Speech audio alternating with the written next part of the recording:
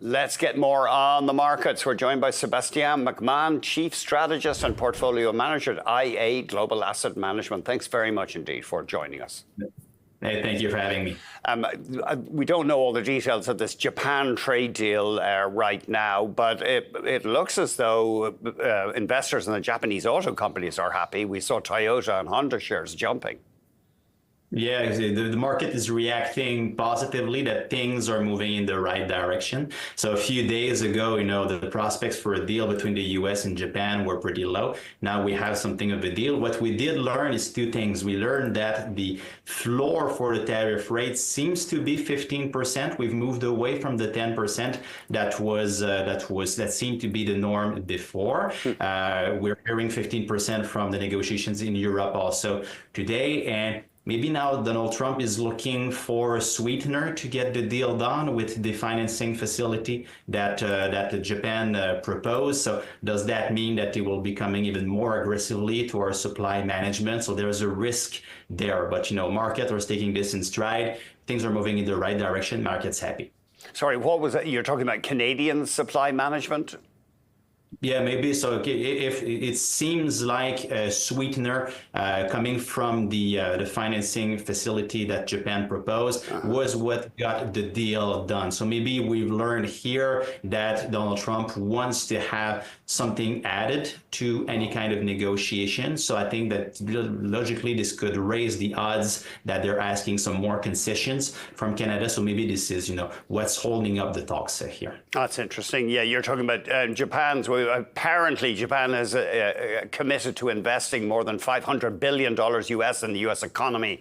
And apparently that includes ordering 100 Boeing jets, etc. But we know there's often these announcements get made and then the details are work out in something different.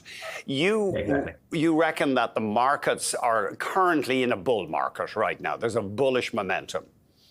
Yeah, no, if I can frame the big picture here, now this is a bull market, but it's not without risks. The markets have been climbing that proverbial wall of worry. Of course, trade, of course, fiscal situation in the US. When we look at valuations right now, we like to look at broad indices, so large cap, mid cap, small cap. We're seeing that the US and Canada seem to be fully valued right now. So we see that the stock pickers are getting a bit more selective, I will say. We're seeing some signs of complacency, I can say, through the retail sector, and I don't use this word lightly, but the meme stocks that are making a comeback today with GoPro and Krispy Kreme, that kind of gives you an idea that we're starting to see a bit too much risk appetite. So, as a positioning, we remain fully invested in equities. We haven't changed that. This is a bull market, but we think that buying some protection, especially as we're getting close to the month of August, where liquidity drops and events can have outsized market reaction. So buying some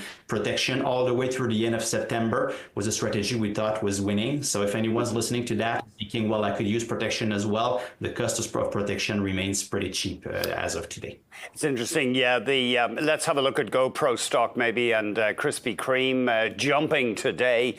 And do you think that's a sign when we get back to the swarm trading or meme trading, shares driven higher, partly by people posting stuff on social media? Is that a sign of a frothy market?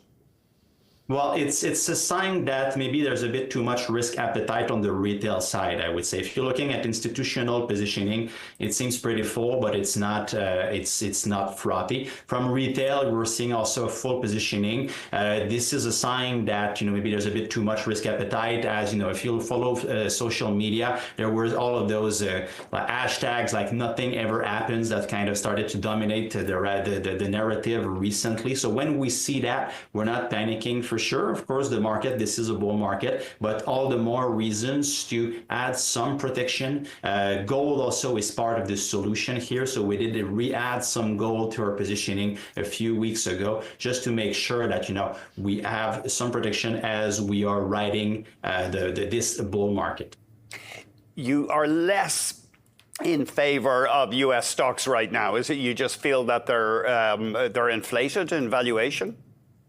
Well, you always need technology. And of course, big tech in the US is looking good. Banks in the US are looking good, even though they've performed quite nicely recently because of deregulation. Energy also could benefit from that. But we are seeing just simply better opportunities elsewhere. When you look at the Canadian stock market, yes, it looks to be fully valued, but expectations for earnings growth remains pretty solid. You have more resilience than expected from the domestic economy. Cuts by the Bank of Canada are doing the job. Expectations for more spending on infrastructure, defense spending. You can also have the same story with Europe, where the market is actually a bit less expensive. So it's just that we're seeing better opportunities around the world. So we're thinking that spreading the money around, diversifying rather geographically is a very winning solution in 2025. And so far so good.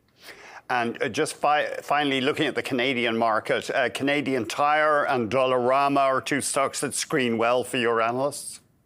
Yeah, exactly. When you're looking at the Canadian stock market, we see that, gold miners, junior and intermediate miners are screening pretty high, because if you're bullish on gold as we are, well, you get more beta, so more exposure to the team. So that would be number one. Mm-hmm. And consumer discretionary. We're seeing a resilient Canadian economy, a resilient consumer, and the strength in the Canadian dollar also is a tailwind for the cost of Canadian importers. So it plays into the equation here. So there's a lot to like to these two names. And why are you, we're tight for time, but why are you bullish on gold?